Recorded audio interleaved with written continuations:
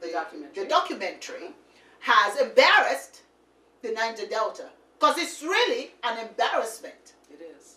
It is such an embarrassment to them, and I am glad that they are waking up. They still have a long way to go, but you're talking about Niger Delta. What about all the other parts of Africa where this is going on? So we have to wake up everywhere. I want to see all of Africa's children stand up and say, not ever again. We don't mind religions. We don't mind religion. That's not the point. But if you are going to talk to us about the God that we believe, the Holy Spirit, God of many names, God that is good, God whose objective in this world for us is to do good in His name. That's right. Not to do these things we're doing and say we're doing in God's name. We want all of you to be angry. We're looking for some level of anger to say, we don't want to see this anymore. No. I don't want to see any more churches in my country doing this to my children, because when the children die, so dies a society. So we know it. You know, we are creating hell on earth as we aspire to go to heaven. Yes.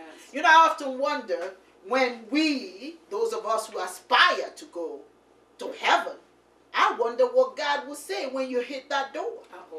I'm wondering, would you be allowed to come through? What kind of question would God ask some of us who sit back and watch children being abused, mutilated? How many of us will pass through those pearly gates I don't know. I don't even want them in my house. Hello? Hello. Why would God want you in heaven? I don't know. What heaven are you talking about? And what God are you expecting to receive you? Oh, my. When you do not say, not in the name of God, you are complying with what they're doing. You are actually participating. You don't have to be there. No, you don't. Silence is just as bad as the actual thing that's going on. Because if you don't oppose it, you're saying it's okay. And you're in agreement. You're in agreement. You're in agreement. And it's evident that they are not afraid.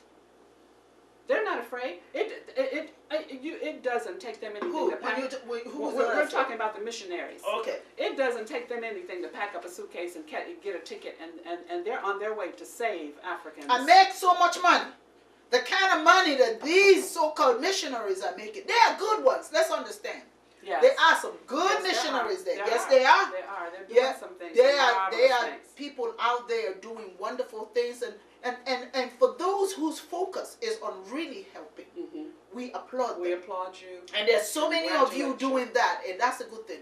But God knows there are so many of you killing the African people with ignorance. Please understand. You are giving them, feeding them ignorance. You're not teaching them how to be self-sufficient. You're not teaching them how to respect themselves. And you're not giving money for machinery. You're not giving or anything. Technological advancement. No. That's what we're calling for. You want to bring something to Africa? Bring some computers. Help plant these cables and things that need to be, so we can have a computer in the houses that need them or can afford. We can even have computers in schools. Do you know that a lot of the schools are not allowed, well, not allowed, but they're not able to have computer technology or advancement at all or training within their school system, because they don't have any.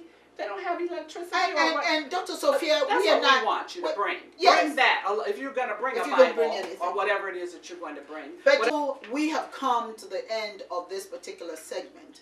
In our next segment, we're going to talk about organizations that we know, well, at least what the Chiism, Godianism is doing to help alleviate the problems that these young people are facing, these children are facing, and of course, what the problems that our society, our societies are facing. And so we want to end on this note, something my father always said to me, and that is that you don't have the right to die until you've made a difference, and never ever live anywhere unknown. When you're no longer here, when you leave this earth, what would your tombstone say? It better say that when you lived, you helped